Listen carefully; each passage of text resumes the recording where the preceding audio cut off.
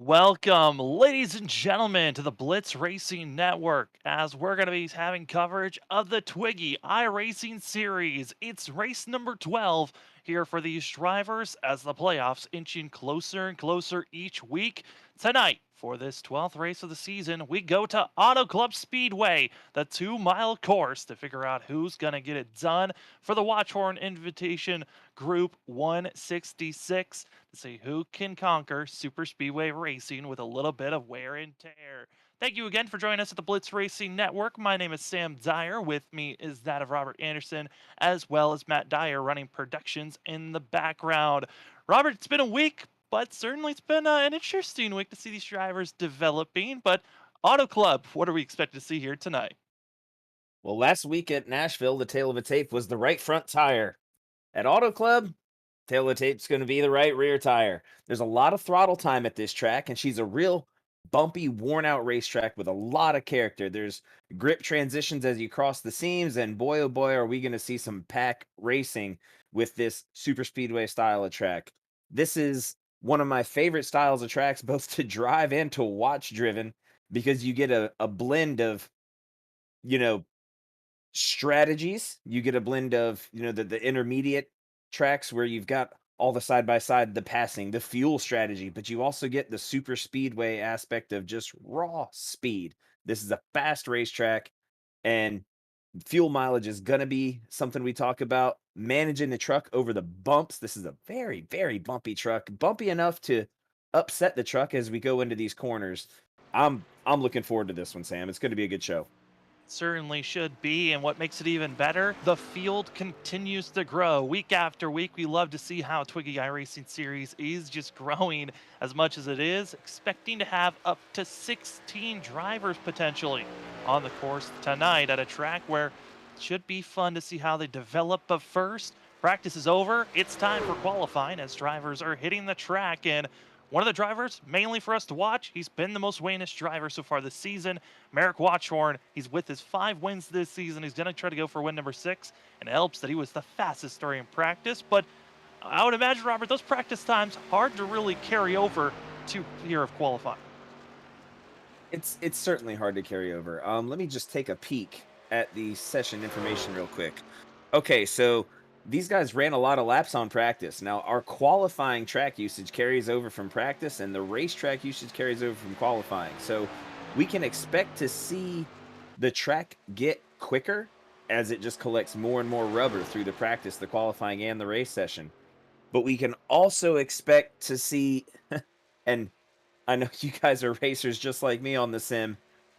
You can't always pull off the same stuff in the race that you could in practice because you got 20 other cars out there with you that want you to not be able to pull that off. So I don't know if we'll see the hot lap speeds be the same, but in draft, boy, we could see some hot times. And right now, fastest driver on track going to be that of Sam Brochu, who was not here last week, was on vacation. He's back racing.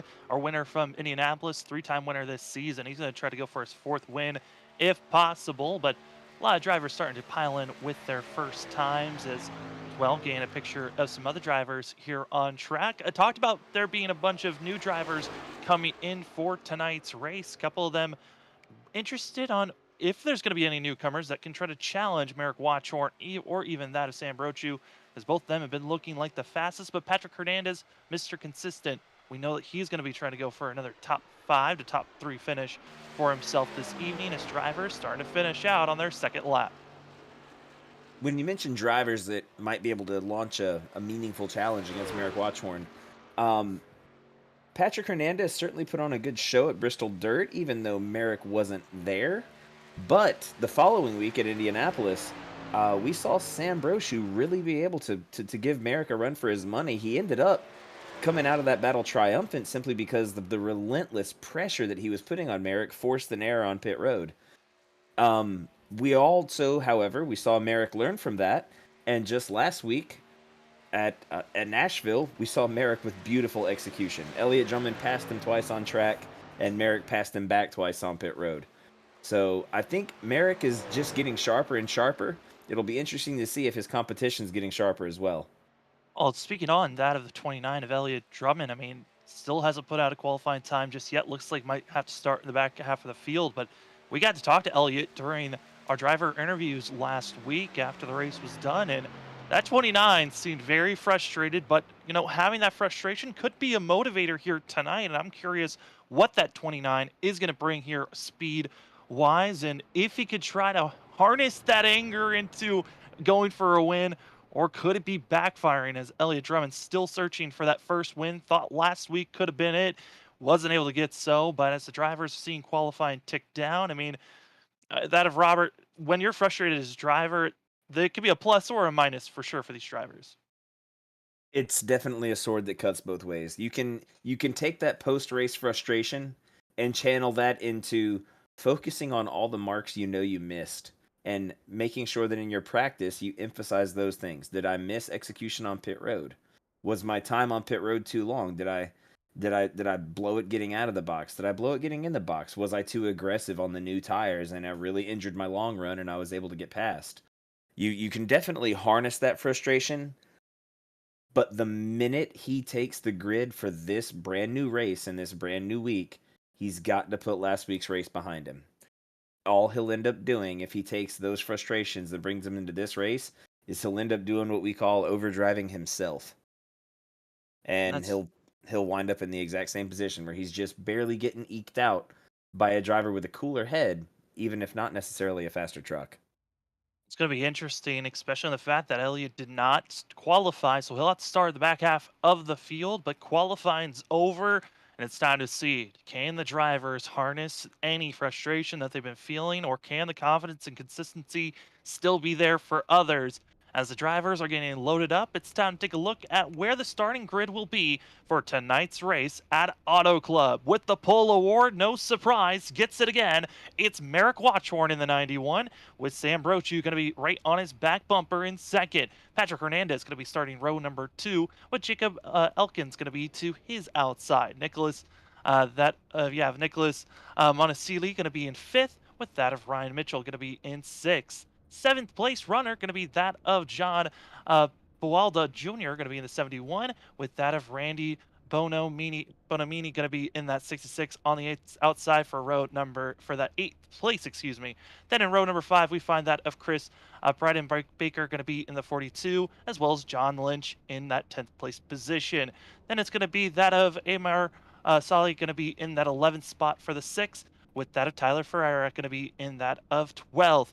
Then we're going to find that Shane Calhoun going to be in 13th, with Ash Ridge going to be in 14th, last driver to qualify with the time, with that of Elliott Drummond and that of Mark Wilbur going to be in that 64 16th position. Biggest field we've had all season long. Excited to see how these drivers are going to react. But Robert, these first couple of laps, how are you expecting these tires and this track to feel for the drivers out there? First couple legs, you got to go for it. Clean air is very huge at Auto Club, but it's also nice to be the guy in second who can ride around behind the leader and save a little bit of fuel. Auto Club's a big enough track to where the undercut becomes a very viable strategy. So if you're able to save a little fuel and have a little bit shorter of a pit stop, it's Auto Club opens up a lot. Like, there's a reason I sound giddy as a schoolgirl, is because this track opens up everything you could want from the standpoint of a driver. It opens up fuel strategies. It opens up traffic strategies and track position strategies. It's everything you could ever want. But for these first couple laps, you got to go for it. It's hard to pass here. It's really hard to pass. The top line is fast, the middle line's fast, and wrapping the bottom is fast. But the top line punishes the right rear, the low line punishes the right front, and the middle line just gets real damn loose. So it's going to be really, really interesting to see which way these guys want to play it, especially with those two foxes on the front row, Merrick and Sam. They're going to be quick. Who can find that true balance and speed and be up front? Well, it's time to find out. Green flag is in the air for that of race number 12, the Twigi iRacing Series, as they roar down into turn number 1. Already going to be side by side, 2 rows deep. A little bit further, they're going to try to even go 3 wide into this first corner. But they're staying steady for now. A little bit of a wiggle from the 19. But here comes that strength on the outside. Sam Brochu trying to get the better run, but the drafting help on the inside. And I think they're all going for exactly what we were talking about. You've got to get out front here early if you're going to do it. Right now, you've got the newest tires that you're ever going to have. So if you think you've got that aggression, if you think you've got the pace, this is the time to show it. And Sam's Oh, loose. no. That's going to be Does he seen. hang on Patrick to it? Hernandez down low, gets up into the grass, goes just slightly, but he's able to get rolling. But there's no oncoming traffic, so we stay green. Patrick Hernandez, who's been Mr. Consistent, that is not the way you want to go out here early on. As we start lap number 2, it's going to be seeing the drivers up front. Merrick Watchorn, John Lynch going to be our front runners, as Sam Brochu just got too scared after that spill, and contact's going to be made for second. Brochu, Lynch sliding off one another, and the 25 goes down in the inside wall. Yellow flag strikes here for the first time on lap number 2. That's a really unfortunate incident. I'm going to wind it back and take a look at that. It's a multitude of incidents striking for those drivers. Going to be Merrick Watchorn, who got to see all of that in his rearview mirror. Oh, that's a really that's a really unfortunate move. It looks as though John Lynch cleared Sam Brochu coming out of turn 2, and Sam Brochu, it appears, went to cross it over and just misjudged, caught the rear bumper of John Lynch's car. See here on the replay, just comes up, just clips in. Running into one another, overcorrecting is going to be the 25. Going to be sliding down. Luckily for these drivers, they do have a fast repair. If they decide to use it, I would imagine the 25 might be in that type of a scenario for himself as we get ourselves ready to get rolling again. Now, that was only 2 laps. Not expecting any of these drivers going to pit road, but the drivers do have 4 extra sets in pit road to come with. So here's another look on board, just a slight tap. Away they go, making contact. And, Robert, one of those things, I mean, you never know when drivers are going to be just right on top of one another. You hope that you're always going to be clear. Sometimes your spotter says you're clear, and other times you're not. It's honestly what we just saw is a classic Auto Club crossover. It's a thing that this track, as well as it's a very similar track, very similar sister track in Michigan, they both really invite it. Like I said, Lynch clears him up off the corner, but because Sam was on the outside, he's got more momentum. He sees that run, he says, man, runs like this don't just come along every day. I've got to dive down and try and do something with it and see if I can't get the line, the preferred line going into turn 3. And it's an inch. I mean, we're talking about 1 inch too short on the gap. If Sam waits another hundredth of a second to make that cut down, he doesn't make contact. It's a lot of people look at that and say, "Oh, well, bro, shoe wrecked him." Nah, he didn't. That is such a racing incident, and it's something that the unique Auto Club style of racing invites. Fine lines that drivers are trying to hold on and not make contact with, but a couple of drivers were making slight mistakes coming into pit road. That of Ryan Mitchell sliding through his box coming into pit road. Everyone from 8th on the back, even our leader, that of Merrick Watchorn coming into pit road. But a lot of drivers coming in. That of seeing a couple of drivers use their fast repairs. That being Nicholas Monasili as well, going to use a fast repair on top of Sam Brochu. Those are the 2 drivers that have used their fast repair this early on. Majority of the drivers just coming in, topping off with fuel, and getting back out on track. An interesting call, Robert, but you never know. Strategy's already being thrown out. Well, 4 laps. I mean, we had two laps actually of green flag action. That's definitely not enough to put a hurt on the tires. I completely agree with the guys who came in and just topped up with fuel. Unless, of course, you had spun the car or had done something to really punish the tires, I think fuel only is the right call, being as early into the race as we are. Well, you called spinning, and that's exactly what one of our drivers that spun did. That of Patrick Hernandez, going to be the first driver to take a set of tires. He's going to be left with just 3 for the rest of this race. Only on lap number 5 of 83 when we go green. Going to be starting that of lap number 6. But because of the shuffling of drivers coming into pit road, it's going to be Jacob Elkins going to be leading the way, with Bonamy going to be into his inside this go around, as the 9 going to be picking the outer lane on this restart. A little bit of an interesting call with seeing that of Tyler Ferrara, as well as Budwa going to be, that of Bualda going to be in that 4th place position, with Ash Ridge Ashridge going to be in that 5th place position. Robert, a little bit of a decision there from Elkins going to the outside. You like the call or not so much? I love the top line at Auto Club on a restart. I sure do, because it makes turn 1 and 2 just about wide open. Interesting is going to be Merrick Watchorn, who currently finds himself with 6 trucks in front of him. Now, this creates a speed delta within the pack. We've got a really fast truck in the middle of the field with other tracks to go through. That can make things really interesting, or it can sometimes make things an absolute mess. And Auto Club is the place to have a mess. So we're going to have to keep an eye on that leader truck.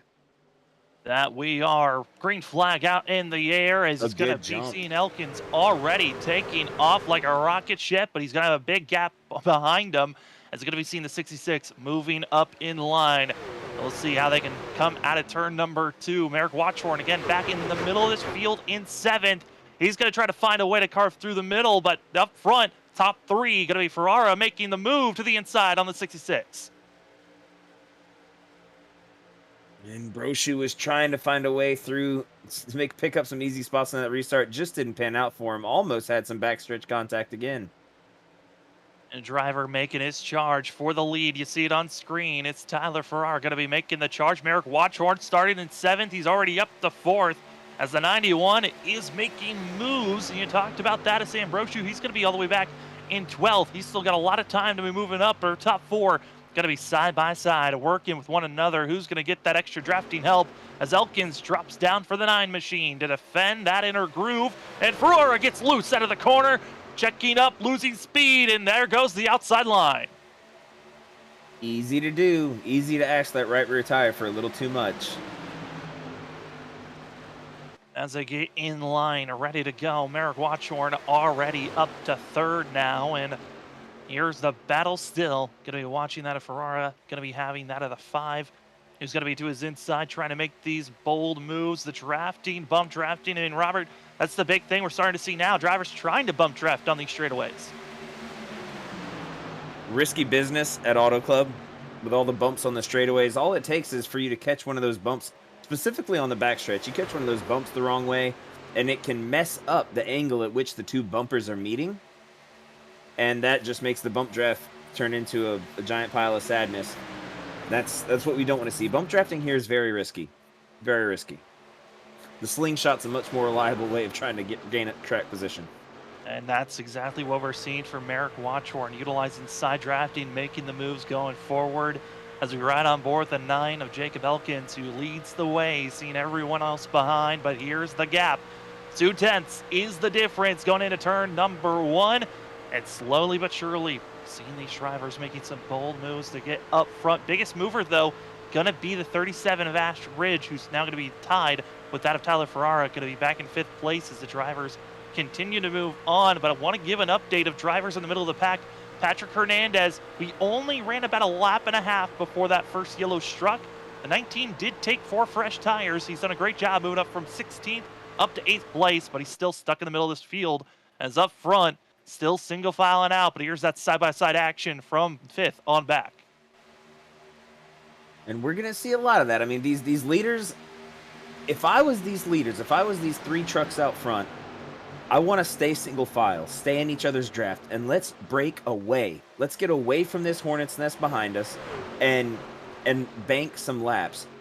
We can sort this out in the last 20 laps of the race, boys, but for right now, I want us away from the rest of the field, and it looks like that's what they're trying for.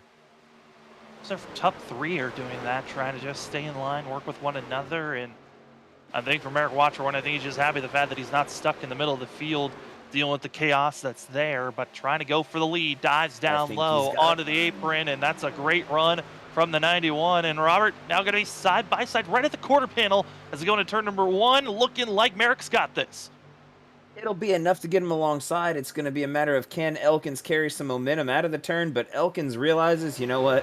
We're just now into double-digit laps. This is an 83-lap race. Let him have it. But I think he's going to come back. I don't think he's going to take that one lying down. Now he got the run out of the corner, got the draft, and here comes the throw it down for a slide job move. Not able to clear. It's going to be Merrick Watchorn with a better positioning out of the corner here of turn 4. But Jacob Elkins, a great opportunity he had on that back stretch. I don't think he was as aggressive enough into the entry of turn 3 as they still stay side by side. Elkins isn't done. He's got another opportunity for the lead. That was what you saw in the backstretch that previous lap was a great example of an Auto Club crossover done right. He had the run, cleared the back bumper, no contact, but perhaps undercommitted to the slide job in turn 3, and that forces him to have to yield it in the next corner as Merrick Watchhorn is just able to carry so much more momentum up high. Merrick Watchhorn came into pit road, topped off on fuel, started in the middle of the field on that last restart, and our pole sitter back to the lead and trying to pull away as our top three have done a great job at doing that together. But behind them, going to see some drivers getting a little haywire as Tyler Ferrara going to be getting himself sideways on the exit of turn 4. Let's go 3 wide. Back here for 5th place. Patrick Hernandez going to be getting a shove from the 27. Almost contact. It's going to be that Mansali going to be hoping he does not make any contact with any more drivers, but that could have been a big one in the middle of the field. It sure could have been, and I mean, it's easy to backseat drive and say this, but man, it's too early in the race for those moves. Three on, Oh, and they're still Brochu. doing it. I mean, I gotta say, Sam Brochu was getting antsy there. He gave a huge shove. They're still gonna be 2 wide, almost 3 wide, coming to the exit of turn 4, as they're still giving each other bumps all around, but gonna be side by side. And Robert, you can touch on it a little bit more, but that transition from the racing surface to the apron, certainly a chance to gain time, but it just seems so risky with some of the bumps we're seeing. As a 27, he is a pinball right now, bouncing from the top line to the bottom line and just hoping to stay straight. Taking the apron on the front stretch, it's enough to get you alongside of a truck to put you in a little bit better of a position to make a pass going into turn 1. But I tell you what, it really the truck really doesn't like it. On new tires, okay, fine, you might get away with it. On old tires, it's enough to upset the airflow under the truck and really change the balance of downforce on the truck, enough to where when you transition back up off the apron, you can be awfully loose headed into turn 1. So there is a bit of a dice roll involved. Our tires are only 14 laps old. You can probably still get away with it now. Once the tires are 25 laps old, I wouldn't do it. It wouldn't do it, and also I'm seeing some other things that probably wouldn't do, and that's bump drafting on the front stretch. A lot of movement from these trucks, not just the bouncing from how rough this track is. There's a lot of side-by-side movement where drivers are just getting a little bit of a tap, and they're wheeling these trucks around. I gotta say, kudos to everyone trying to keep these trucks straight, because there's been a couple of times where they easily could have overcorrected. This middle of the field still getting scrappy with one another. Update for up front, that of Watchhorn as well as Elkins have done a great job of pulling away from the rest of the field, as Patrick Hernandez has moved up to 4th, or at least is trying, as he's stuck 3 wide between himself, that of Bualda, as well as that of Brochu.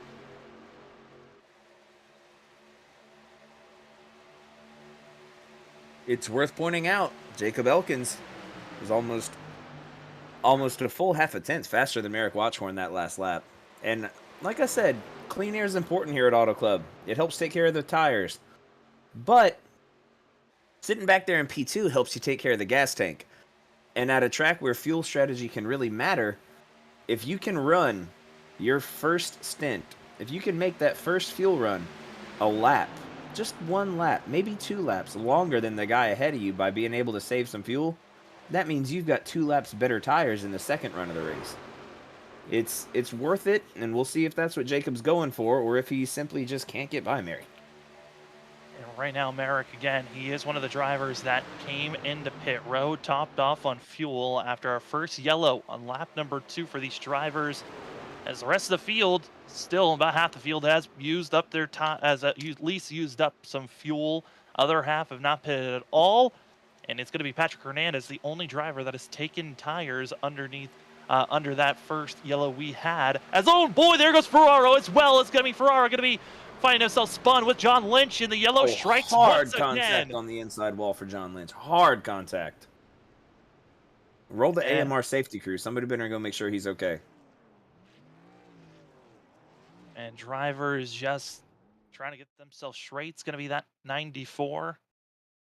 And that's kind of what 3 wide racing can give you, our drivers being on top one another, hoping that they don't make any contact. You're trusting you're inside, you're outside, and the driver's on the outside. And just like that, drivers on this replay, you just see it just Looked like John Lynch could have been holding down low, lets that 90 drift up just enough to make contact with the 94.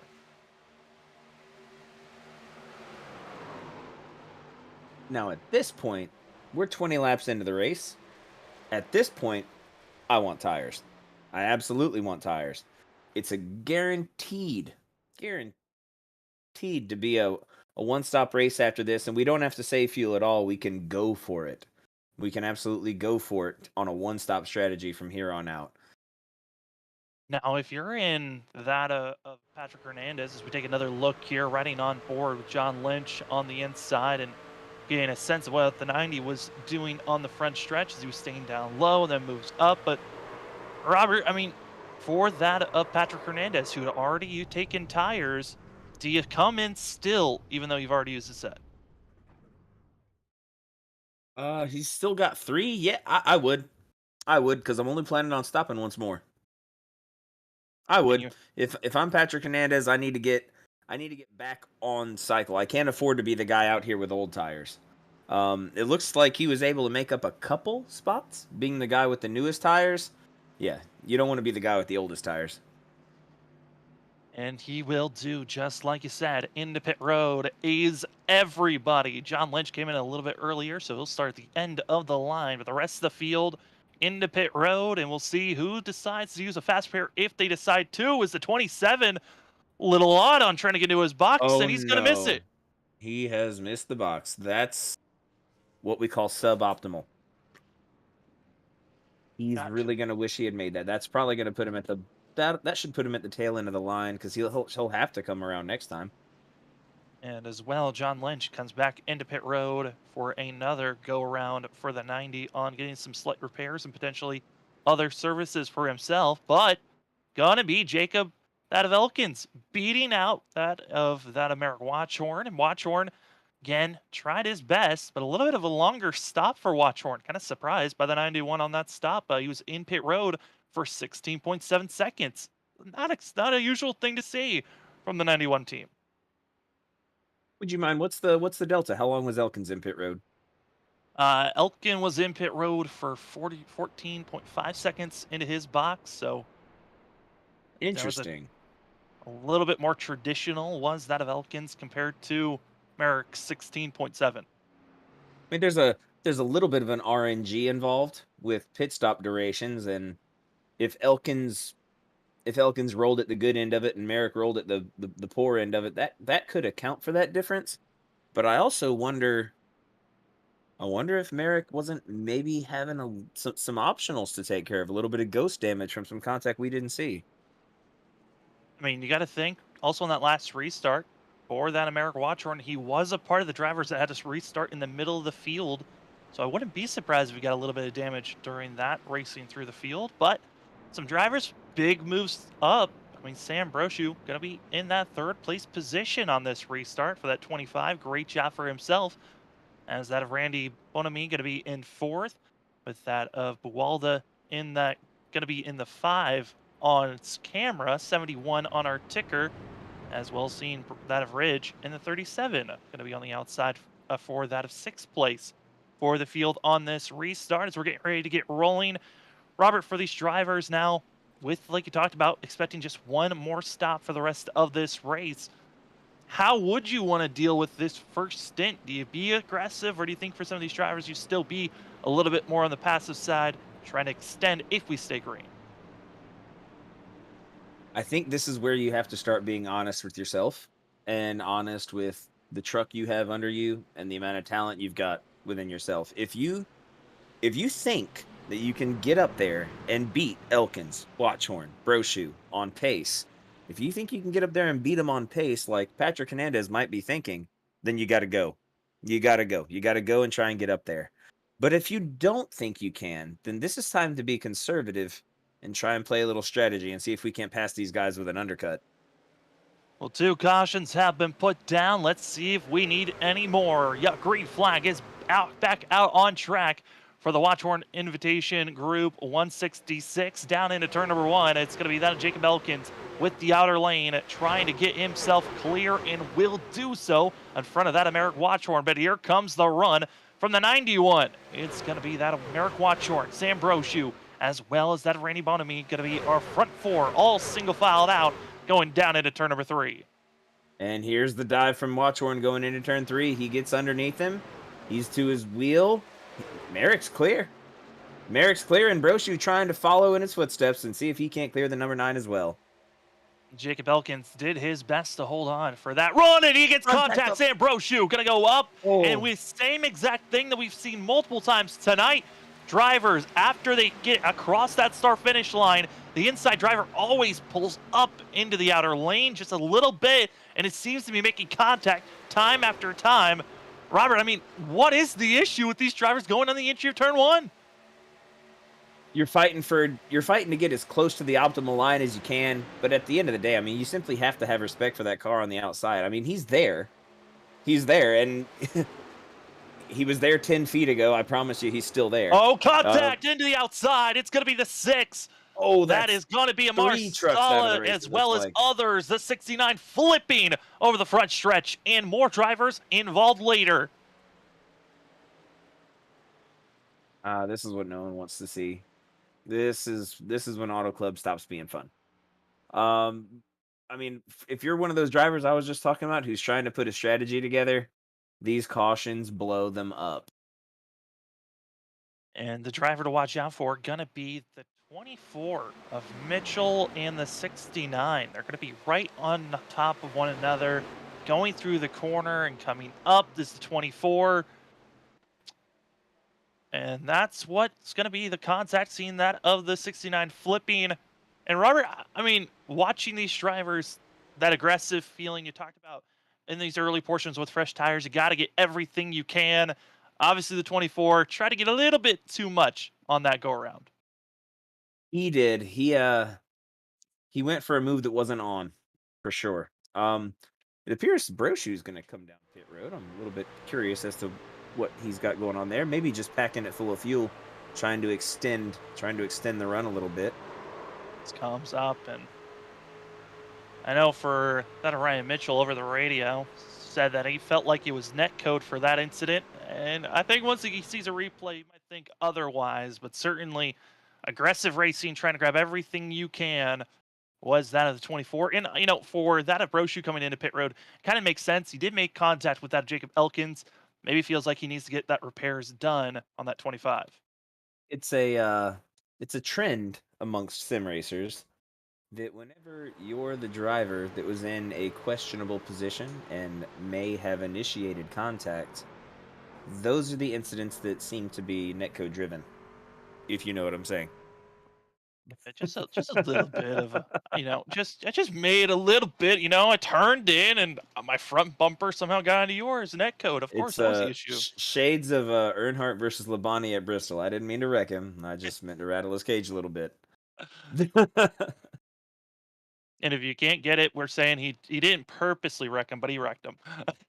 As is he going to be he was seen.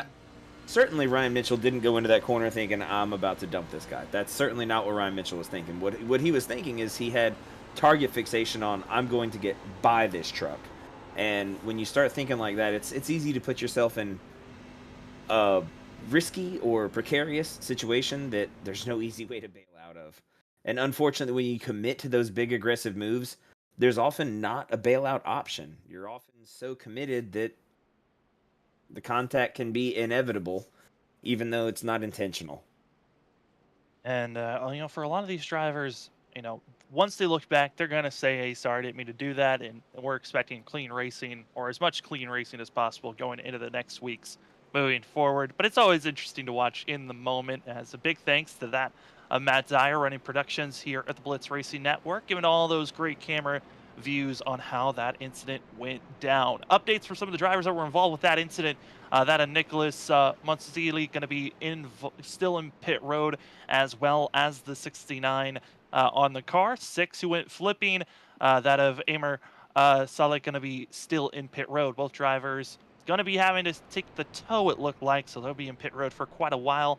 For that of Saleh going to be hoping that he can get his fast repair utilized. Has not used it yet this evening, but there are a handful of drivers that have used their fast repairs. First of those being Sam Brochu, as well as the 64 Mark Welber, as well as John Lynch. and that of Monticelli going to be another one of those drivers that have used a fast repair, as that of going to see Merrick Watchorn up front with Jacob Elkins getting ready to go rolling here on this restart. As the drivers are getting ready and set to get rolling, this is going to be a wild one for sure. Just got a little bit of that cool down period, but now it just seems like the drivers are getting a little bit more antsy as we're closing in on halfway each and every lap. The drivers feel like it's time to get racy. Pace truck is off as we're ready to go racing for once again here tonight at Auto Club Speedway, the Twigi iRacing Series. It's a wild race. You never know what you're going to get. And Merrick Watchorn, a great launch for that of the 91. He's got the 9 and the 66 behind him as they're trying to figure out who's going to take that second place position.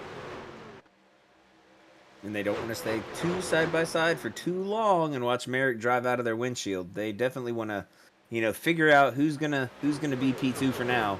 And it looks like Elkins is gonna win that discussion. And as we're going to be spreading on board with that of Merrick Watchorn, you can see some drivers just peering onto the inside. A couple of drivers deciding to go 3 wide on the start into turn number 1, even on the backstretch for a slight 3 wide action.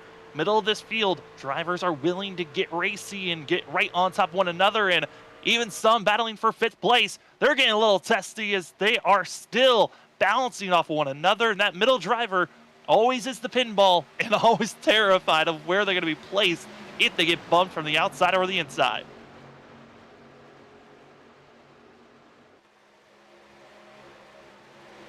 That is an awful racy bunch back there. Patrick Hernandez and Sam Brochu, one in front of the other. Both of those guys are in fast trucks, and they both know it.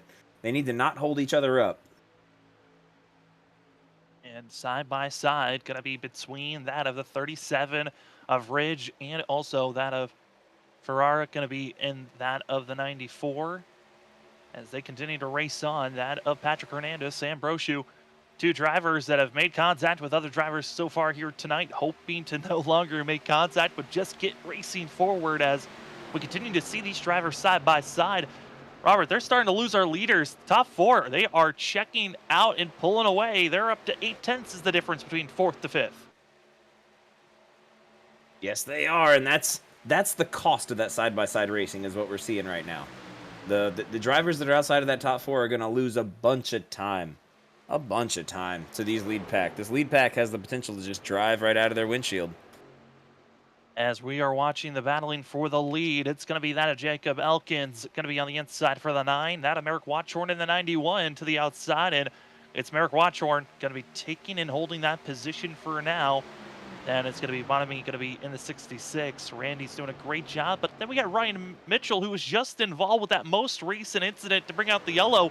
The 24, yes, he was involved, but still out here running well in 4th place. It always seems like the driver that might have been the catalyst of an incident, they always seem to survive, and they always seem to be up front after an incident.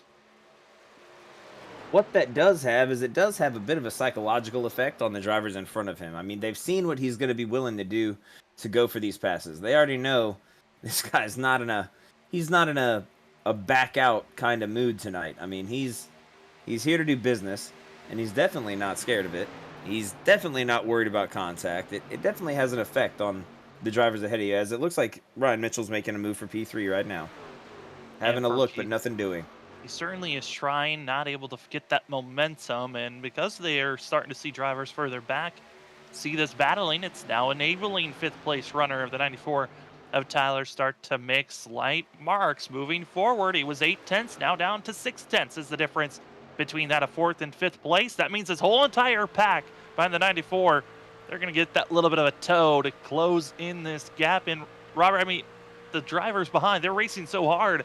But imagine those tires, even if they catch up to this lead group, as the battling for 3rd once again is back on, those tires aren't going to be very good once they catch up to this lead pack. They are not.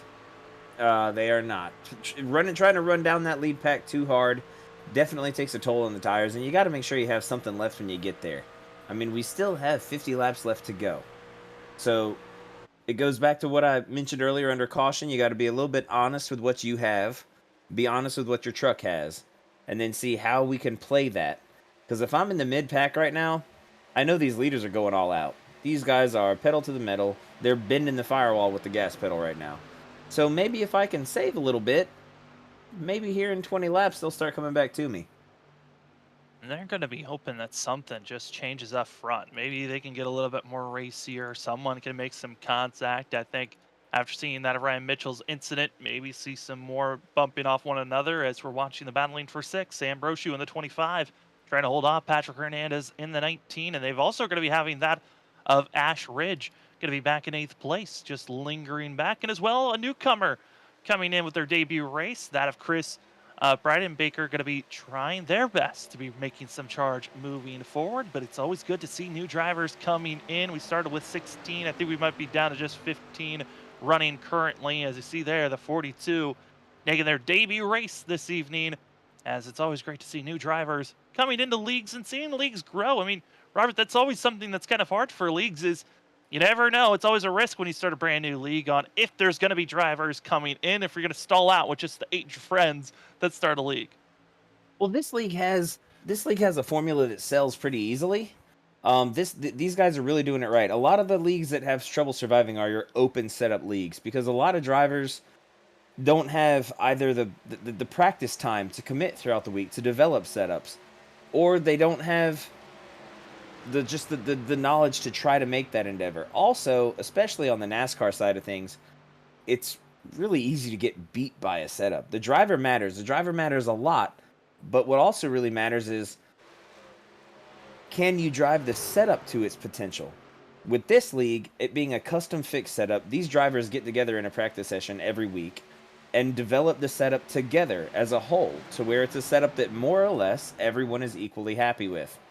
You're always going to have outliers on either side of that statement, but the fact that this league does a custom fixed setup that the whole league has a say in, no one can blame the car. Everyone has a car that we're decently happy with. Now let's see who can get out here and drive it the best. So that's Well, a format that sells pretty well. it really does, and it's always exciting to see drivers coming in, testing out league racing. And some are succeeding, and some it's going to take a couple of seasons to learn how to drive these vehicles at its maximum potential. And oh boy, that was close. Going to be that of Baker, going to be right on top of that of Elliott Drummond. And Drummond, I think, biggest surprise tonight. He was the second fastest during practice times and did not put a qualifying time down. And this 29 has just been struggling to finally start moving forward and has finally cracked the top 8. This has been an all-night endeavor for the 29. Finally able to stay here under racing conditions in 8th place, but still side by side with that of that of Bryden Baker, and that 42 doing a great job holding off the 29. They're all running, our top 10 is all running within about 4 tenths of each other. And that's really tight. That's really tight competition. Auto Club, with how much on throttle time there is, it's so much about momentum. Yes, it's about, getting that advantageous line through the corners, but it's also about momentum. If you can't maintain good momentum through the corners, you'll never get that good run down the straightaway. And Sam Brochu, for the last couple laps, has been the fastest truck on the track. And Sam Brochu is starting to close in, has a little bit of that draft help. And I think the big thing that's helping them is that the fourth driver in line, just like the last stint, it's going to be that Randy Bonamy, who loses touch to our lead pack. They fall back, gives touch to whoever's in 5th or 6th, and they start to close in here slightly. And the 66, a great anchor point to try to help anyone move from one pack to the next. But for this 40, for the 94, excuse me, for Tyler Ferrara, he's gonna have to try to make this pass as soon as possible because they might be losing the draft of our leaders if they don't get rolling here. But as I say that, they're doing a great job pulling them back in. You mentioned Elliott Drummond that last time around. He was the fastest truck on the track with a 42.4, running in the same speed bracket as Sam Brochu, who was a full half a tenth faster than Merrick Watchorn. I know we talked about tires, drivers that want to be aggressive, some want to be patient. I think we're starting to see who might have been waiting for this long run pace for it to finally start to click in. As well as I'm going to have to go back and see, but Sam Brochu had a time in pit stops. That last yellow we had did come into pit road. Same goes to Elliott Drummond For Drummond, just topped off on fuel. I'm gonna have to go back for Sam Brochu, but I think Brochu might have went in for fuel and tires under the last pit stop. I know extended time for that of getting repairs, but this 25 looking competitive so far in that sixth place position. And once again, Brochu and Drummond are your two fastest cars on the track. That's an interesting circumstance that's developing. They're beating Merrick Watchhorn by just about 2/10 a lap. And I went back there, Robert. Brochu did not take tires, just spent 17 seconds trying to get fuel and repairs on this 25. So he's just been patient, and here we go. Battle's going to be on for this fourth place position. Three drivers all there, and Brochu looking like the fastest of the three as they're side by side. It's going to be the 94 and the 66, and Bonamy and the 66 tried their best. It's just not good enough. As Will Brochu forced the issue, gonna move high, might go even higher for the outside, and that 25's got a major run, but gets pinched, stuck, and boxed in. Brochu wants to get this done, and he wants to get it done quick. The longer Brochu spins back there in P5 fighting, the further away those top three get. Brochu sent it down onto the apron through the apex of the corner, and not gonna be able to make the slide job work. Gonna have to sit behind and we'll try again for another lap. And that's frustrating. Every time you go for that pass, it asks a lot of the tires. And it's not so much that it takes a whole lot of rubber off the tires, it's that it puts a lot of heat into them. So every time you make that try, it takes a little maximum effort out of the tires as he gets alongside out of turn 2. It looks like he's going to have a rather meaningful challenge entering turn 3. And we side by side right at the quarter panel. Can they make a move as we ride on board with the 66? Bonamy getting a sense of how this battle's going to go. Diving it down through the apex of the corner. Going to be clear. Slide job move by the 25. And now up to fourth place. But with all of this battling, the gap from third to fourth, it doubled in that distance just because of an extra lap. That's got to be heartbreaking for the 25. It is heartbreaking to see the leaders that far away, but it's relieving to know that you've got clean air. You're out of their draft. So although they might be able to, stay in a pack and have great speed down the straightaways, Sam Brochu now has flexibility to run whatever line he wants. It wouldn't surprise me if we saw this 25 start to take a slightly higher line in a couple laps just to try to eat up that ground a little bit. For right now, he's sticking to the bottom, but it wouldn't surprise me to see him try it up top.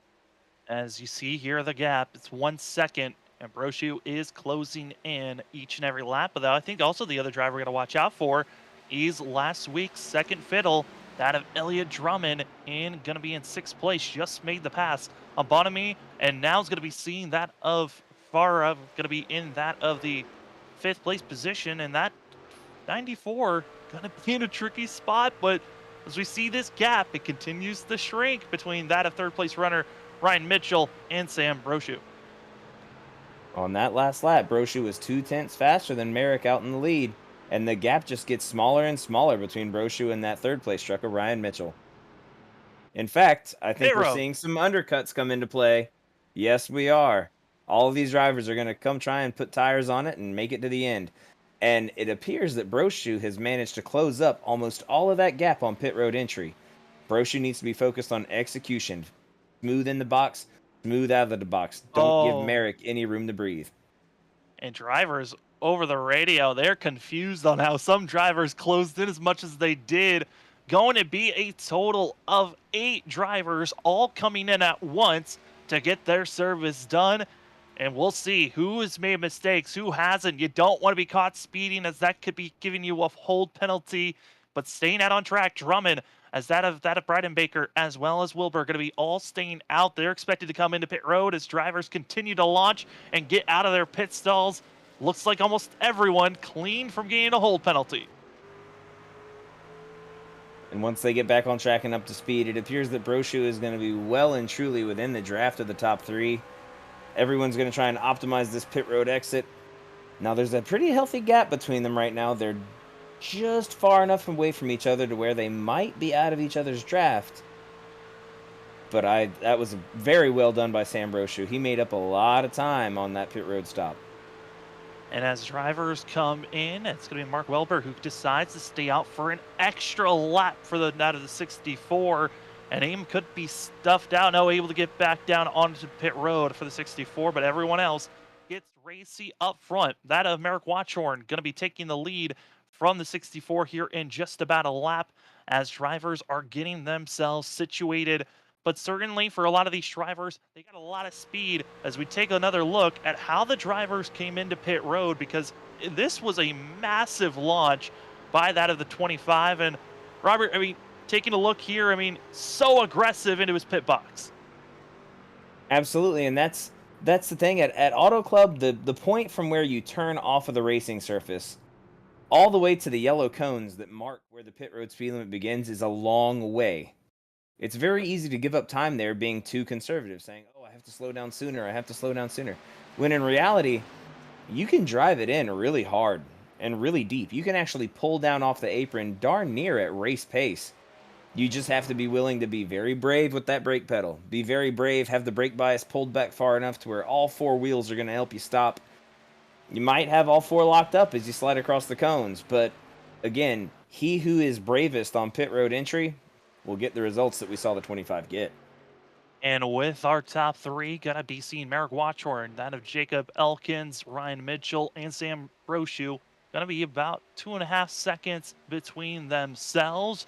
Then you gotta fall all the way back to over 6.5 seconds, where we found Elliot Drummond, who decided to stay out for an extra lap, but he's all on his own. No draft help for the 29, which I'm curious, Robert, would that be helpful for the long run pace for this 29 machine? I think coming out with zero draft help at this stage of the race is going to hurt. He might even find himself in a position where he's got to link up with somebody who's off a lap just to try to get some tow because Auto Club is such a speed track. I mean, he's going to give up a tenth and a half every lap on the backstretch without any tow. That's going to be detrimental. Luckily, you see there attaching to the rear end. That's going to be Patrick Hernandez, who's going to be helping out that of Elliot Drummond. And this is fifth and sixth place runners currently. Want to give a little bit of a update on drivers further back. That of Ryan Ferrara had to stay into pit road an extended 7 seconds, wanting to get repairs done on the 94. Who was a driver that was battling to be up in our top five. He's going to be mired back in eighth with having hard chargers from that of Bryden Baker as well as Ridge going to be around this 94, but back in eighth place. That's got to be heartbreaking for a driver, knowing that we still have one more pit stop to go here tonight. I think everyone's recognizing this next stop going to be so crucial on where you're going to be finishing out this race if we stay green. It is, and I think this next stop is where you might see some drivers try something really bold. You've now got two pit stops worth of data on how things are going with your tires. Does someone try to save and only go for right sides? Could be interesting. The interesting math with the NASCAR pit stops is it takes just as much time to fill the car completely up with fuel as it does to change all four tires. So, if you were to go for a very aggressive undercut to where you only had to put half a tank of fuel in the car, the two-tire stop becomes a viable. But how much speed do you give up by not having the fresh left sides? Those are the dice rolls that a driver in Brochu's position is going to have to make. I mean, he's got nearly 3 seconds. 3 seconds to try to make up on Merrick Watchorn between now and the end of the race, and he doesn't have the draft help to do it. Yeah, he's lost the tail of the 24 of that of Ryan Mitchell just for a second. Still within a second, though, so he's still got that help for that battle for fourth. This battle currently for eighth place. Bryden Baker for the 42 in the green, doing a great job getting by that of the 94 of Tyler, and as well seeing that of Ridge in the 37. And as you can also throw in the driver that waited the longest, the 64, Welber, going to be coming in with a great charge. And for the 64, who's going to be coming to the tail end of this group, I'm curious on how well having two fresher tires than the rest of the drivers around them. Well, this is going to be assisting the 64 and trying to gain more positions. Qualified last, in 16th place, did not put a qualifying time down. But Mark Welber We'll see how many positions he can grab trying to get into the top 10. And for Welber, trying to get a top 10 finish for a driver that I believe is making their debut race this season. Top 10 finish in a debut race is always a good night.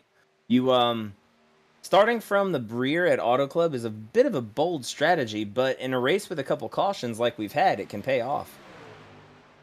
Look back at the stats. It is for that of Mark Welber, their first race of the season, debuting as well as with some of the other drivers around them. Got to be 8th, ninth, and 10th. All drivers making their debut race here this evening and doing a great job at it as we move up. Patrick Hernandez, that of Elliott Drummond. They were working together in line and now deciding to battle it out. Interesting call from the 29 and the 19. Being as far back from the leaders as they are, that is a very interesting call.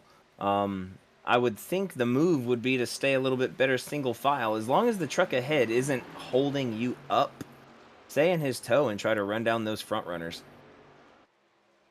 Maybe it was a little bit of decision of I feel like I'm faster than you, so why don't you follow me? No, I'm faster than you. And now at this time, they're just losing ground to our leaders and giving plenty of space. Potentially, we have the 66 of Bonami try to close up on this group. And then if you look about 5.5 seconds back, that driver, that pack of four we were just watching a few minutes ago, they'll be trying to close in on this side-by-side action. So got to be careful. And also, you don't want to make contact. And saw for a quick moment, Hernandez had to make sure he didn't come down on that of Drummond. Yeah, we've definitely seen the cost of contact. And here at Auto Club, usually the trucks are so trimmed out, it honestly doesn't take much. I mean, just to put it in perspective for all the viewers, if you could, next to one of these trucks at speed while they're going through the corners, you could reach out and push on the left rear quarter panel hard enough to make it spin. Now, it's not that they have that little grip, it's that that's how far out on the limit of grip they're running. You could push on the side of the truck and induce a spin. Well, you talk about giving a push. Well, one of those pushes that could be happening, the wind. Luckily, they're getting barely any, just 2 miles per hour north wind for these drivers as the track temp going to be 6 out of 76 degrees Fahrenheit for the ambient temperature. Track temp 79 degrees. So, at least they're not getting the push from the wind too much.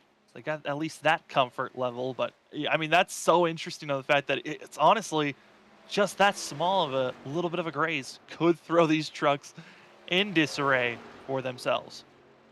Well, that's oftentimes why at these really high speed tracks, especially a track like this that doesn't have a lot of banking. Now, at the risk of getting super technical and sounding like a real nerd, at a track like Auto Club where there's not really a ton of banking, there's some. It's there. It's enough to produce to produce some nice grip and produce some nice corner speeds, but we don't have Charlotte Daytona caliber banking here at this track.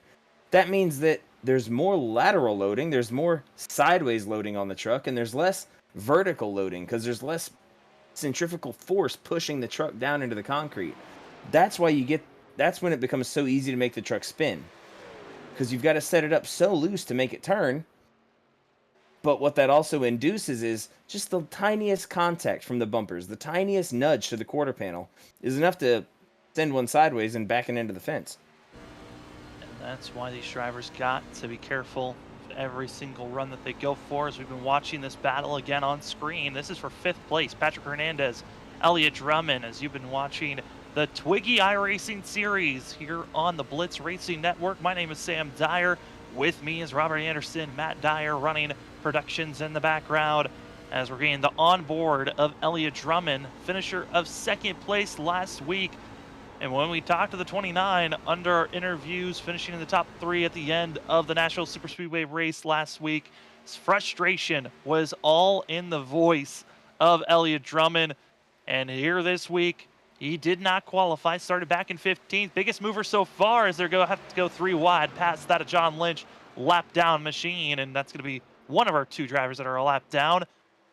Amar Sally going to be our other driver, going to be a lap down back in 14th, both multiple laps down, going to need a couple of cautions to get back onto the lead lap. But as these drivers continue to race on, Elliott Drummond, I think the big question looking at this driver is the what ifs. What if Drummond had put a qualifying time down and was in better track position to try to go after our front runners. Well, like I said before the start of the race, track position means a lot here because passing's not that easy. It's very easy for a car on the outside to fight back and hold you up. Um, Track position means a lot here.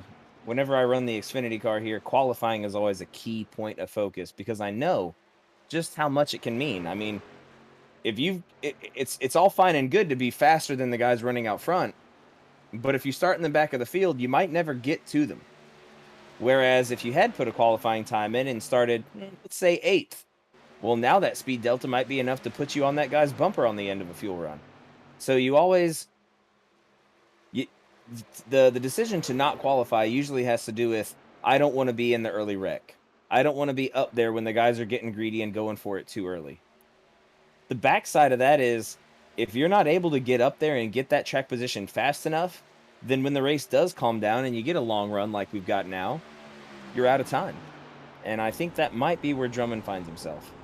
Well, now things are going to get to that complicated situation here, Robert, because we're inside of the fuel and tire zone for these drivers. They've got to make one more pit stop.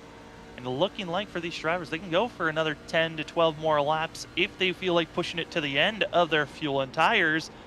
But when do you want to come in for this final money stop if we decide to stay green? I think that's going to be the key thing of do you want to risk it, especially with this hard racing we're seeing for the battling still for that of 7th place. That of Tyler Ferrara as well is going to be that of Brian Baker as well as Wilbur. These three drivers just can't get off one another. They've been within 3/10 of one another.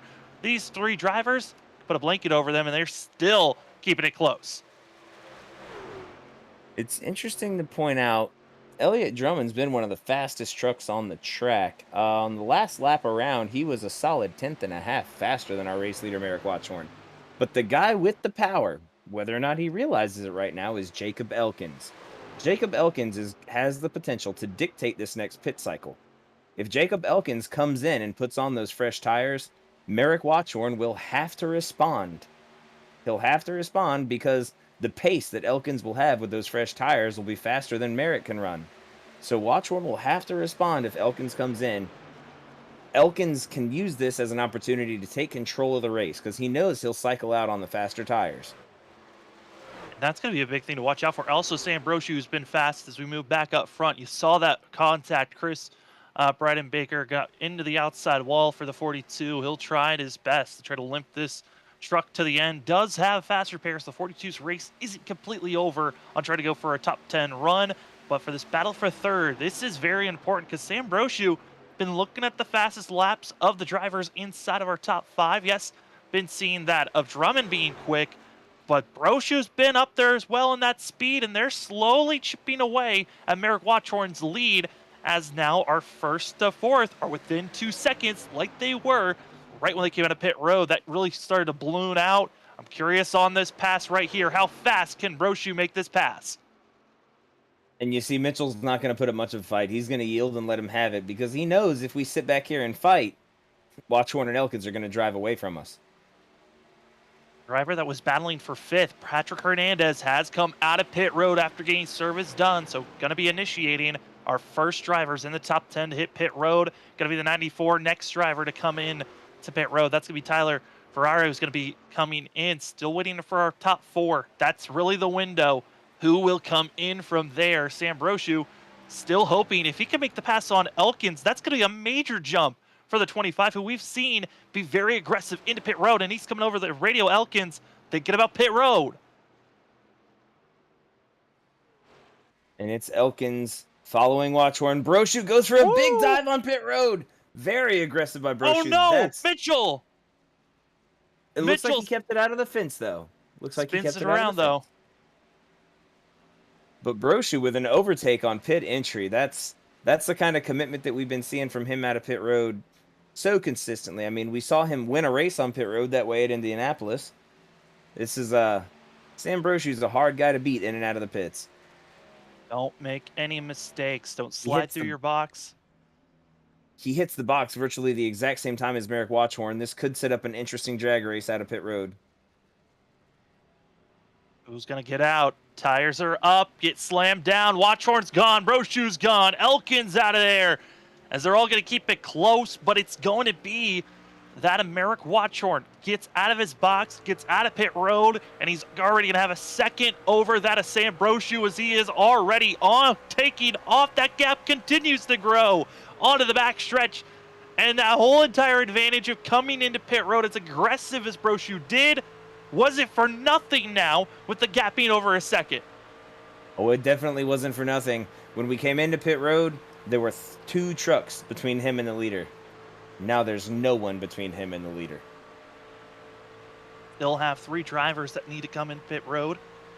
That of Drummond, Welber, and Bryden Baker going to have to come in, as well as the number 5 machine of John Budawelda Jr. still needed to come into pit road for himself, as going to be that of Drummond still staying out. I think for Elliott Drummond, if he knows the only opportunity he's got to go for a win here is for a yellow to come out. So the 29 going to try to stretch this as long as possible until he needs to come to pit road.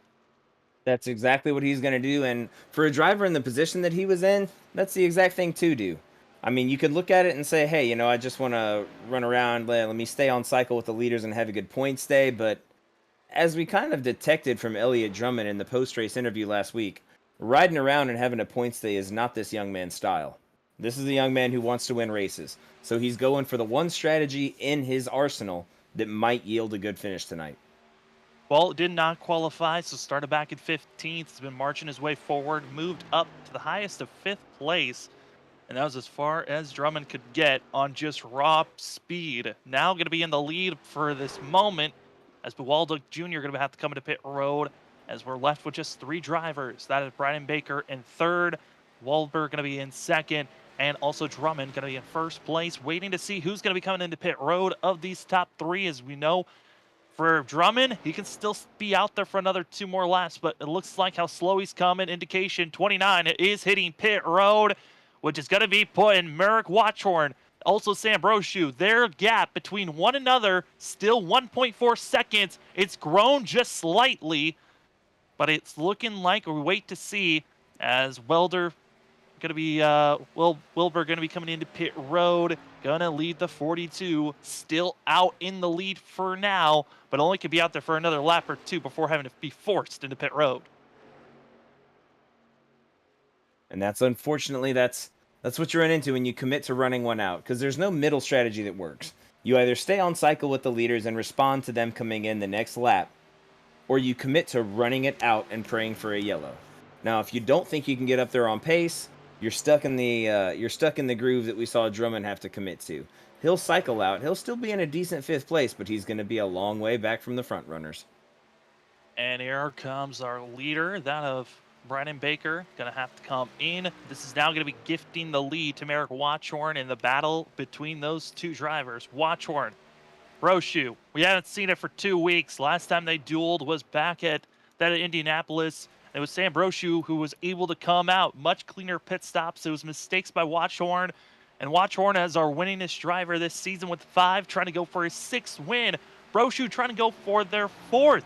There's a lot of winning pace up here for our front 2, but the gap, we see it on screen, 1.5 seconds. And Brochu has to be counting the laps until he feels like it's go time to attack. But this racetrack, 2 miles in total, and Robert, I mean, how much of an advantage was that, having a lap car to be working on the backstretch? Watchhorn might be thinking, hey, cool, I got some draft. I was able to, get some free acceleration going on the backstretch. And it's great when it works out that way. Now, thankfully, that lap car made sure to stay out of the way when he needed to and didn't interfere with the race at all. But if I'm Sam Brochu, I really want to see that lap car race the leader. Please hold him up. Please hold him up so I can catch up to him. But now Brochu's going to have that same advantage. He'll have the tow from the lap car coming down the backstretch. And just a little bit of an update, that of Ryan and Mitchell. Bigger issues, even blow up even more for the 24. Came in as a 4th place runner and coming into pit road for the money stop. Was forced to come back into pit road again for the 24. And now is mired back. Oh, and we've 14. got a horrible wreck on the front stretch. Jacob Elkins taken out by lap traffic. That's going to bring out our yellow. No yellow just yet. Elkins still runs, and there it is. Yellow flag comes out, and oh no, you hate to see that A incident. horrible, horrible. It looked to me like the lap car of Amir Salah just got really tight mid corner, and you can see Elkins obviously displaying his unhappiness with that. And to be honest, I agree. I mean, lap traffic has he lap traffic should definitely be much more cautious and much more vigilant against influencing the race. Elkins has obvious engine damage. You can see the white smoke pouring from the back of that truck. And a lot of this even starts out even before as Salah going to be pressuring, running the racing line of Sambroshu, then gets moved out of the way and then collects the third driver in line. That is not the way you perform as a lap car and as a And now debut he's race. That's just not clean to see. and he is currently rear-ending the third place truck again. This is some And he obviously take him out oh, again. this is some very poor conduct from And the Amir, I'll number say this. I was 16 watching number 6 truck. practice. I was listening to the six machine. He was making some comments that just did not seem like he was going to come into this race. It was curious on how aggressive, if anyone had touched the six. And he continues to try to wreck even more drivers under pacing, and he's And been he gets removed. the boot. He gets the boot, which That's a good call. as a commentator, we're supposed to stay impartial, but that's a well-deserved boot right there. That's some very uncalled for conduct, both to wreck a third place driver and then to act so unsportive post incident. That's an excellent call by the race admins to remove that influence from the race. Unfortunately, it doesn't do a damn thing to help Jacob Elkins. He doesn't, and honestly, he started to try to wreck a driver that he had issues with during practice, where it's just about learning the racetrack. But this is where the incident lied. Tried to overcorrect. Honestly, would have preferred if he had just stayed down low and let that thing get out of control on the apron, not influencing the race anymore. But instead, being 2 laps down, comes back up into Elkins, takes out his car, and then from here on out, it's just drivers contact with one another. And now pit stops into pit road as this caution does practically change everything for these drivers. They come in to make their final pit stop. Some have an extra set, some don't. And as well, going to be seeing one driver deciding to, actually two, excuse me, going to be seeing that of Ridge as well as seeing Bonamy deciding to stay out on 9-lap older tires. It's a risky call, but hey, some of these drivers trying to go for what potentially could be the winning move. And the unfortunately, we're here watching the number 9 of Jacob Elkins having to coast down pit road. The engine giving up on him on the backstretch. This is a very unfortunate turn of events for one of the fastest trucks we had on track. A driver that was threatening that Americ Watchhorn for the majority of the night and then gets taken out like that. You hate to see it. And you hate to see the poor sportsman racing that happened here this evening. Luckily, the driver was removed, and we'll try to get the racing action as cleaned up as possible. But I think with the fact that it's going to be less than 10 laps to go here at Auto Club, I wouldn't be surprised if we see a couple of more cautions come out. We do have 3 attempts at overtime if needed. And Robert, this is when Auto Club becomes the most fun. Got fresh tires on the majority of this field, and you never know what's going to happen. And I reckon we're gonna have about a 6 or 7 lap shootout before the end of the race. So this could get really spicy. Sam, excuse me just one moment. I'll be right back. All good as that of Ash Ridge as well as Bonamy actually have been dropped down. They're now down to 6th place. I think they might be just falling back to the rear of the field, deciding that's where they want to be. So Merrick Watchorn, Sam Brochu going to be up front with Patrick Hernandez, Elliot Drummond. They are going to be finding themselves up in our top 4 as drivers are still trying to get cycled into the right positioning for themselves. A little bit of miscommunication as the drivers are trying to get into the right lanes, right spots. We do know our front 4 are right. It's going to be Merrick Watchhorn, Sam Brochu, Patrick Hernandez, and Elliot Drummond. Drummond now going to be a better spot. Update on that of Jacob Elkins.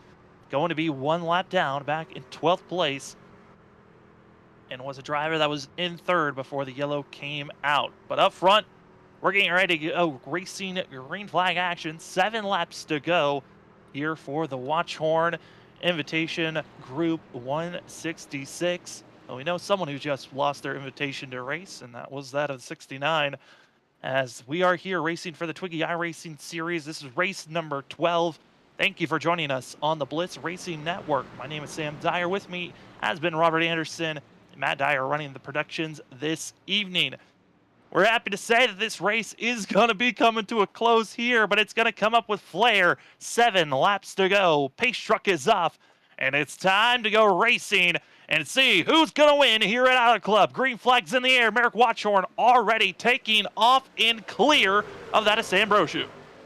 No, I'm back with you, Sam. I wouldn't miss this finish for the world. Yes, this is a great launch. Merritt gets clear going into turn one, but I don't think Sam's going to give him much room to breathe. I'm expecting to see Sam Brochu up the tailpipe of that 91 very shortly. They're coming out of the corner of turn number 2. Sam Brochu, Elliott Drummond now going to be up to third. Drummond, that we saw so frustrated last week, he is going to try to come with any ferocity he can. Going to be giving the push to the 25 of Brochu, but it's Patrick Hernandez trying to take that 2-for-1 on the entry of turn 3, as it's a great deal for the 19, but can he hold on? Tightens up on the exit of the corner, and going to at least take one spot. It's Elliott Drummond. Falls back for fourth, but he doesn't like that. Side by side, now going to be for third place.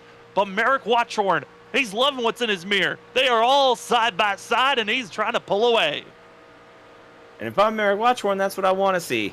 Stay back there and fight, boys. Let me just drive on out of here. Merrick Watchorn looking good at the moment. Sam Brochu going to be keeping it within 2/10 and just slowly chipping away at that lead. The draft so helpful. The battle for third, Patrick Hernandez holds on for now, getting a nice little push from Drummond. I'm curious for anyone fifth on back how well they're going to be flying through this field.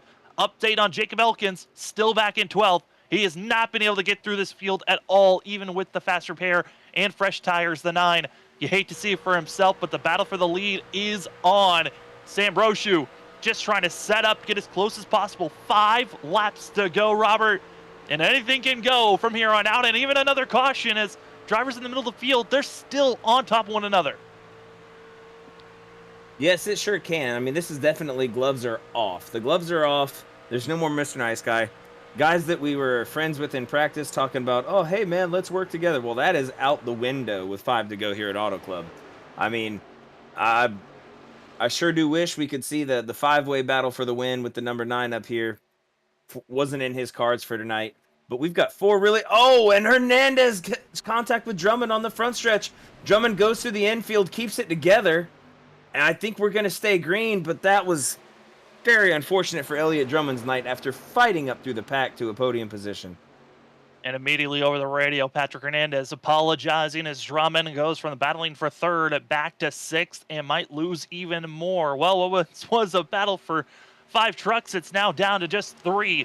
Merrick Watchorn, Sam Brochu, Patrick Hernandez, going to be those 3 drivers, but is it over yet? The 94 of Ferrara going to be coming in with the charge, if possible. Our top 4 all still within a second of one another.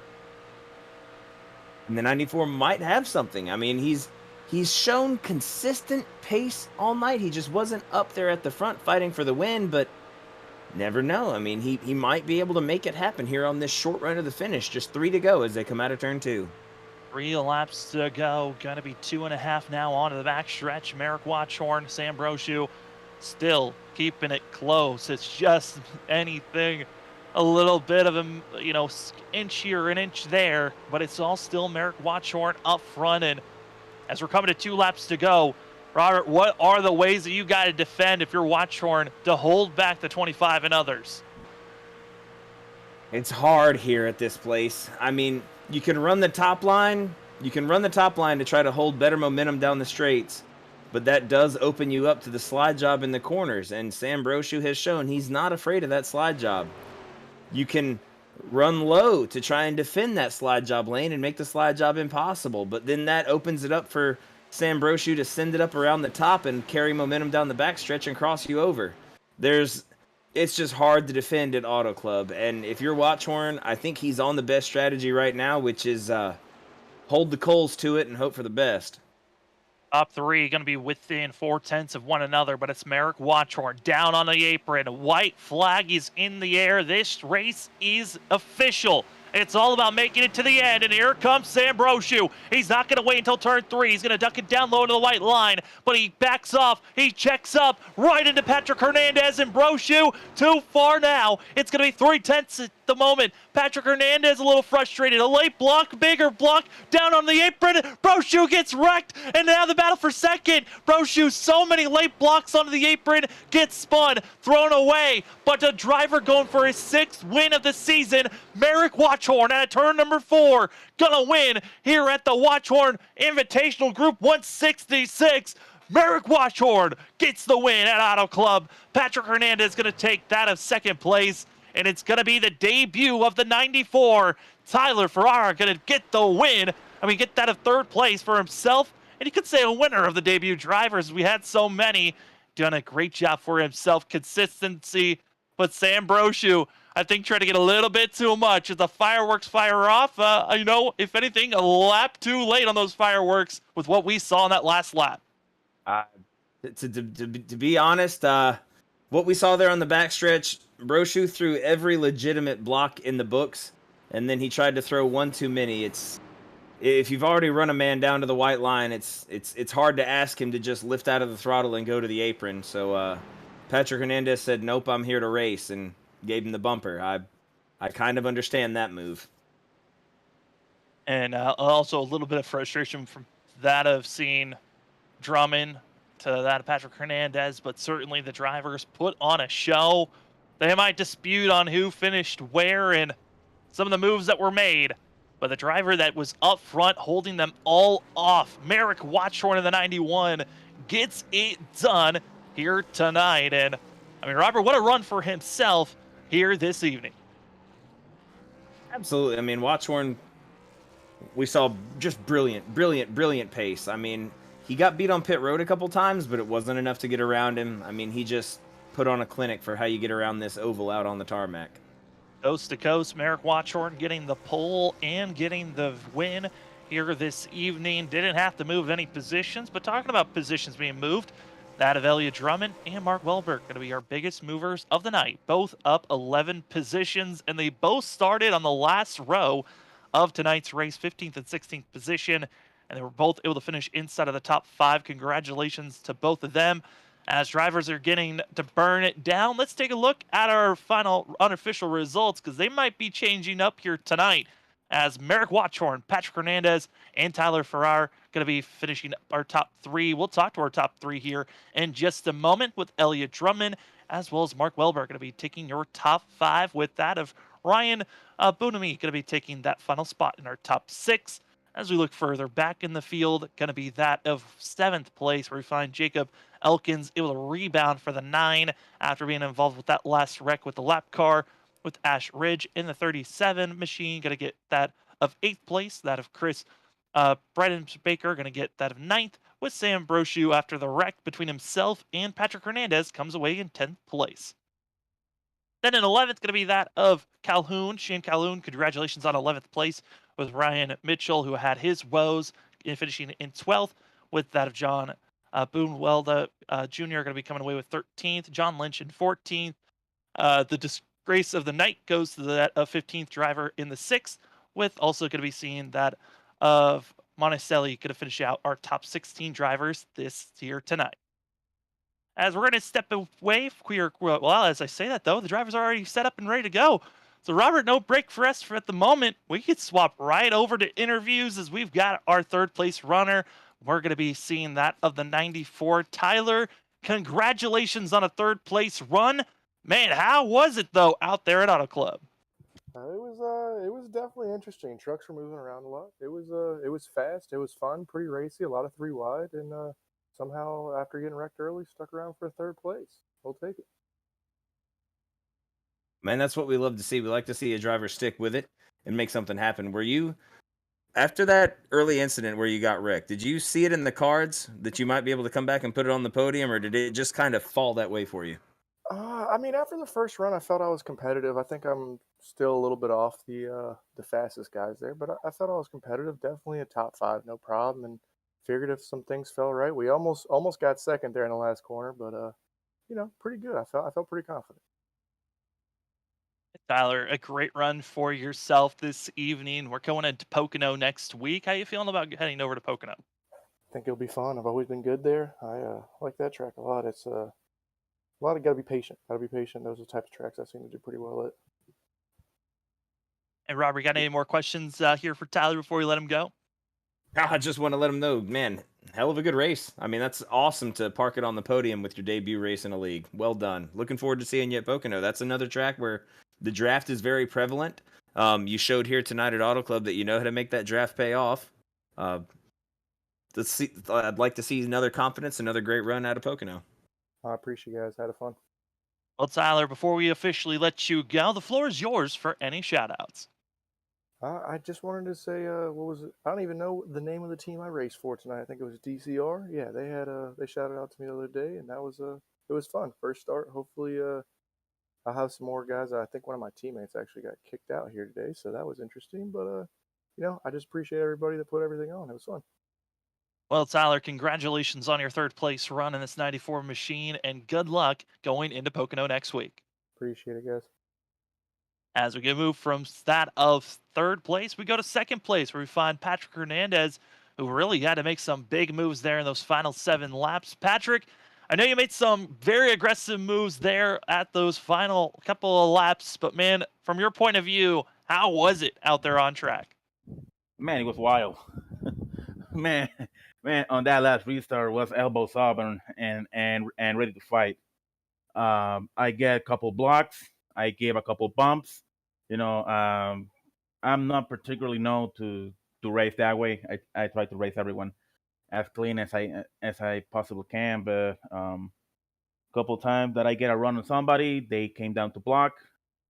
It's like 4 laps to go. I'm not gonna lift. So, like somebody said around here, blog at your own expense. So I feel sorry for those guys. I didn't mean to do it. That's not my type of racing. But man, with the race on the line, you sometimes you got to do what you got to do, even if it means bump somebody out. Well, Patrick, we actually, I mean, as a guy who spent a lot of time in the trucks myself, I gotta say, Sam threw every block that he could at you going down that back stretch. But as soon as he tried to push you below the white line, you said, "Nah, man, I've had enough," and got yourself a second place finish. I mean, I understand.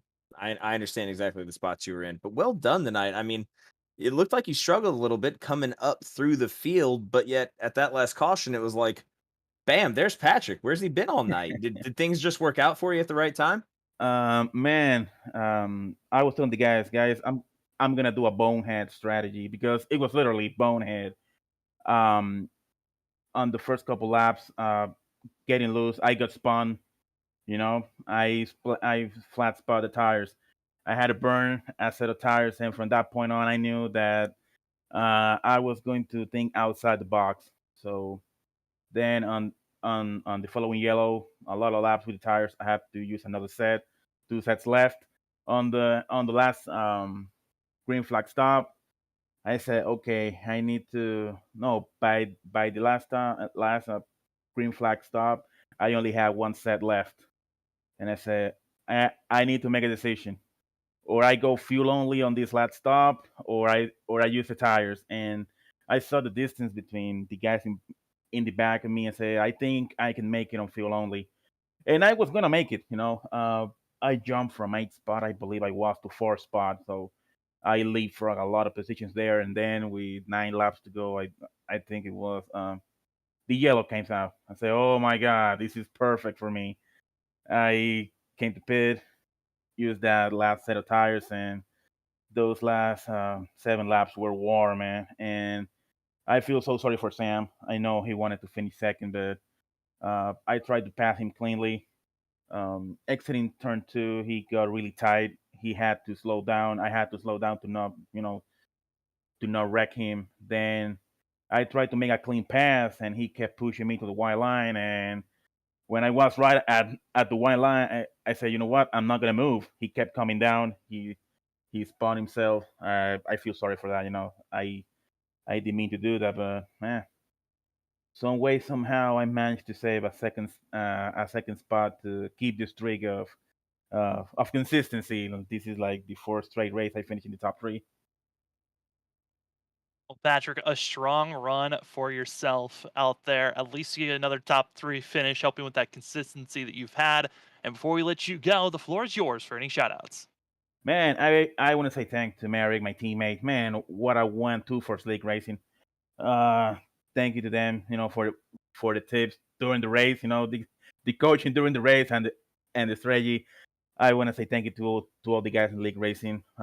We made it work tonight, and again, thanks to all the guys that make this league possible.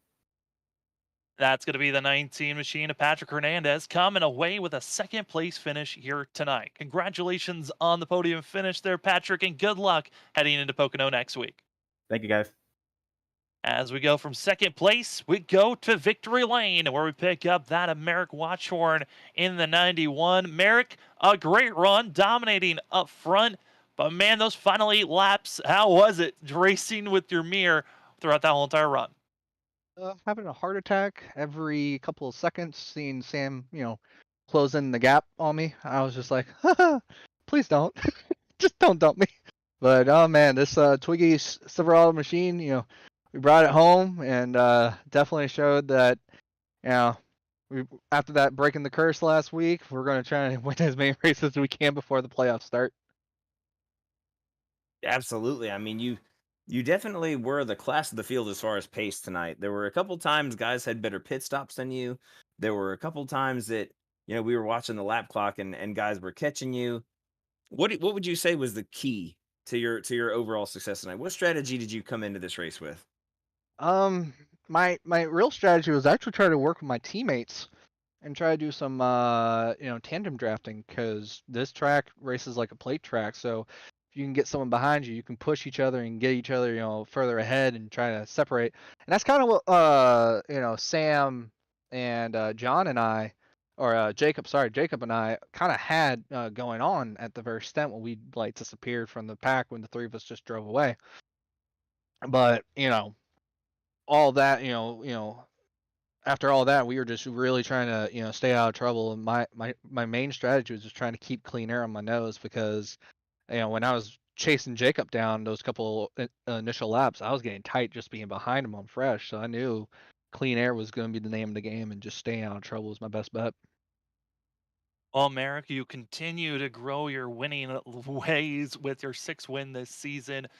Overall, how are you feeling just with this pace and momentum as we're inching closer and closer to the playoffs? And with some of these races coming up, how are you feeling about Pocono and Darlington coming up?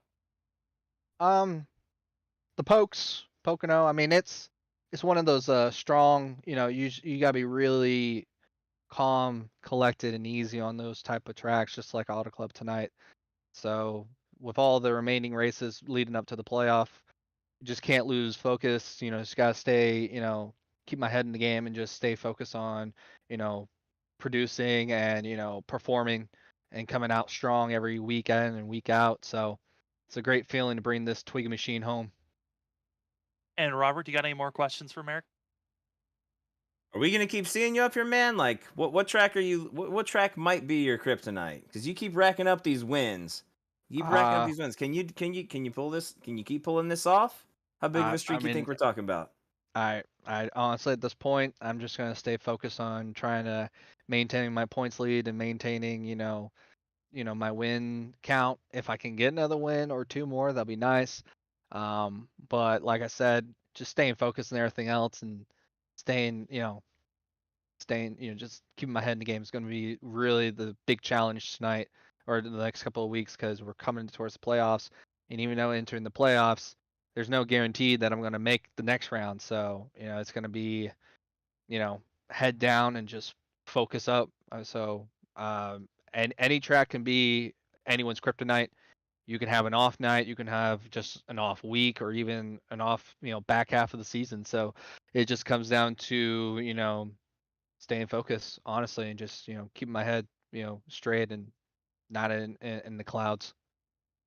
That's some real championship thinking there, buddy. Good luck next week at Pocono. Thanks, guys. And Merrick, before we let you go completely, the floor is yours for any shoutouts. Yeah, I just want to thank my parents for sponsoring the league with the Watcher Innovations Group Incorporated. Um, my parents didn't have to do it, and them sponsoring us gave us kind of a name out there. So just want to thank that. Want to thank you guys from the Blitz Racing Network. You guys jumped on board with us, and I appreciate it so kindly. You guys are awesome, and hopefully we can produce more races, more exciting races for y'all. And I just want to thank the QSA, the Quam Security Alliance, Capture the Occasion, CMS, and just want to again thank Twiggy, Innovation in Motion, and just want to thank my teammates from Sleek Racing, Patrick. I want to thank Mitchell. Like I said last week, basically my work husband slash boyfriend because we just yell at each other constantly all week long.